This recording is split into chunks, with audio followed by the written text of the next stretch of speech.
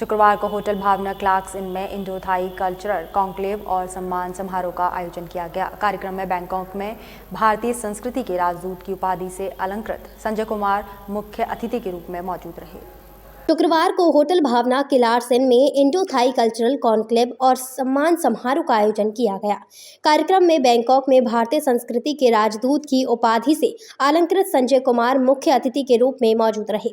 Indo Thai cultural conclave में संजय कुमार का आयोजकों ने स्मृति चिन्ह देकर गर्मजोशी के साथ स्वागत किया। स्वागत से अभिभूत संजय ने कहा कि वह कई दशकों से थाईलैंड की राजधानी बैंकॉक में रहकर भारत की संस्कृति का प्रचार प्रसार थाईलैंड में कर रहे हैं। इस तरह के कार्यक्रमों के माध्यम से दो देशों की संस्कृति का पता लगता है। नमस्कार, मेरा नाम संजय कुमार है और मैं बैंकॉक से हूं और मैं धन्यवाद करना चाहता हूं आगरा के सभी लोगों का कि उनके स्नेह से, उनके निमंत्रण से मुझे जो culture ambassador of India in Thailand का जो एक सम्मान उन्होंने दिया है, तो मैं उसका तहे दिल से भाई पवन आगरी का Indo Thai cultural partnership conclave का जो उन्होंने आयोजन किया है वो बहुत ही भव्य है और मुझे आगरा के सभी प्रतिष्ठित लोगों के साथ मिलकर उनसे बातचीत करने का मौका मिला। और ये जो सम्मान है ये एक साधारण सम्मान नहीं मानता इसको मैं, क्योंकि ये एक शुरुआत है और आने वाले वर्षों में हम इस Indo Thai culture partnership conclave को और आगे लेके जाएंगे और इसकी शुरुआत आगरा जो ताज नगरी आगरा से हुई है। आगरा मेरा सबसे प्रिय शहर भी है और मैं यहाँ अक्सर आता रहता हूँ, लेकिन अब एक ऐसा माहौल बन गया है कि एक पारिवारिक माहौल यहाँ बना है, तो हम इसको और आगे लेना चाहते हैं। देखिए, पवन आगरी जी ने एक पहल करी कि हम लोग कुछ ऐसा एक प्रोग्राम खड़ा करते हैं जिसमें दो देशों का कल्चर एक मंच पे आए। तो उस प्रोग्राम के तहत ये Indo Thai culture partnership programme किया गया है और मैं इस कार्यक्रम को बहुत बधाई शुभकामनाएं देता हूं, क्योंकि ये दो देशों की संस्कृति पे डिपेंड करता है पूरा प्रोग्राम। और बहुत बहुत धन्यवाद मैं भाई पवन आगरी जी का करता हूं कि उन्होंने इस लेवल पे जाके सोचा और दो देशों के इतने अच्छे लोगों को मंच शेयर करी और बहुत अच्छे लोग जो इस प्रोग्राम में शिरकत करी।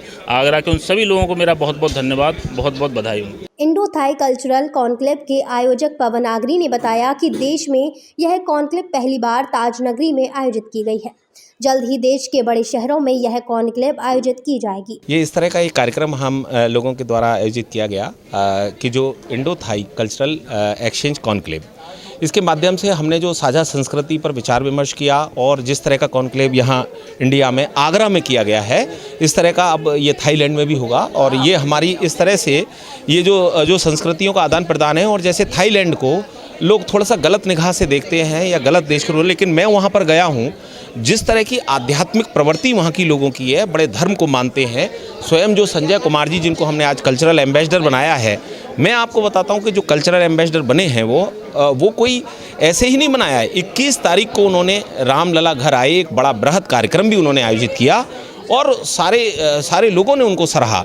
तो आज हमने यहाँ पर आमंत्रित किया है, उनका सम्मान किया है, उनको सम्मान से नवाजा है। पवन आगरी जी इसके सूत्रधार रहे हैं और उन्होंने मिस्टर संजय जो हैं, जो कि बैंकॉक में हैं, वो उनकी इंडिया यात्रा थी है, तो उस पर उन्होंने एक बहुत ही अच्छा ये इनिशिएटिव लिया और एक बहुत ही एक पॉजिटिव इन्वायरमेंट में हमें बातचीत देखने को मिली। क्योंकि हमने थाईलैंड को जनरली जब भी हम नाम लेते हैं या कोई बैंकॉक का नाम लेता है, तो एक अलग ही छवि हमारे दिमाग में बनी हुई थी, जिसको कि आज संजय जी ने बड़े ही अपने माध्यमिक और जो संस्था वहाँ चला रहे हैं उसके माध्यम से बताया कि कितना एक डिफरेंट इमेज एक्चुअल में जो रियल बैंकॉक है या रियल थाईलैंड है वो कितना डिफरेंट है।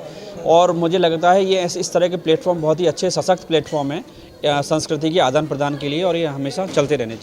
इंडो थाई कल्चरल कॉन्क्लेव में मेहमानों के सम्मान में शहर की विख्यात पार्श्व गायिका सुजाता शर्मा ने कभी कभी फिल्म के कभी कभी मेरे मन में ख्याल आता है गीत को सुनाया, जिसे सभी ने खासा पसंद किया।